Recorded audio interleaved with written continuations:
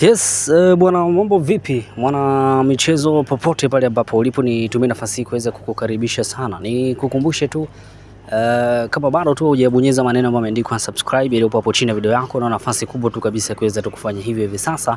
Kwa hiyo ukibonyeza maneno ambayo yameandikwa subscribe ile hapo chini ya video yako, basi utaweza kuwa kwanza kabisa kuwa unazipata zile update, lakini pia na zile taarifa mbalimbali za kimichezo kutokea hapa ndani ya Mashambo Media pamoja na Mashambo Digital. Sasa kubwa zaidi ambalo tunaangazia kuhusiana na issue nzima ya sakata la Stefan Aziz Ki, nyota huyu ambaye hivi sasa anacheza katika klabu ya Al Ittihad ya pale nchini Libya inayofundishwa na mwalimu Mokoena, ambaye pia aliwahi kumfundisha katika klabu ya Wydad Casablanca, lakini pia aliwahi kufundisha katika klabu ya Mamelodi Sundowns. Sasa taarifa zinaeleza kwamba Stefan Aziz Ki baada ya kuweza kutoka Wydad na kuelekea pale Libya katika klabu ya Al Ittihad, mambo hayajawa mazuri kwa kiasi hicho. Hii ni kutokana na aina ama jinsi ambavyo amekuta nchi ya Libya jinsi ambavyo ilivyo. Inafahamika kabisa kwamba nchi ya Libya imekuwa ni miongoni mwa nchi ambayo ina ugomvi hapa na pale, vita za hapa na pale. Sasa ni kitu ambacho kimekuwa kijamridhisha kwa kiasi fulani Stefan Aziz Ki, na taarifa za ndani kabisa kutoka katika uongozi wa Stefan Aziz Ki, ambaye mchezaji huyu ikumbuke kwamba anasimamiwa na mama yake mzazi.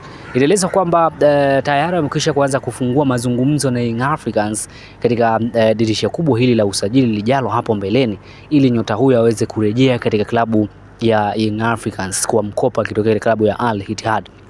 Taarifa zinaelekea katika klabu ya Stellenbosch, lakini pia Toure ni miongoni mwa mchezaji ambaye amewahi kumfundisha, lakini pia kwa Marumo Gallants kupitia kwa Kadio, si mchezaji ambaye amewahi kumfundisha, lakini anamfahamu kwani ni mchezaji ambaye amecheza katika ligi ambayo alikuwa akifundisha. Nazungumzia ligi ya Afrika ya Kusini ambayo Steve Barker alikuwa akifundisha kikosi cha Stellenbosch. Hivyo yeye binafsi kama kocha anaamini ya kwamba nyota huyu ana uwezo wa kuja kufanya makubwa zaidi katika usajili wekundu hawa Msimbazi Simba Sports Club. Taarifa zinaeleza kwamba tayari wamekwisha kukamilisha kandarasi hiyo kwa kuweza kumpa mkataba wa miaka 3 kwa tumikia wekundu hawa Msimbazi Simba Sports Club. Nyota huyo mwenye umri wa miaka 27 anasifika sana kwa kuweza kucheza nafasi zaidi ya moja katika eneo la ushambuliaji. Anaweza kucheza kama mshambuliaji wa kati, lakini pia anaweza kucheza kama winga wa kisasa, na ndo kitu ambacho kimempa kocha Steve Barker nafasi ya kuweza kumpa pendekezo ya kuweza kumtaka yeye zaidi kuliko mtu mwingine katika namna moja ama nyingine. Ubora wake, anasifika zaidi katika kupiga pasi kali, lakini pia anasifika zaidi katika issue nzima ya speed. Ni miongoni mwa vitu ambavyo anasifika sana mchezaji huyu katika namna moja ama nyingine.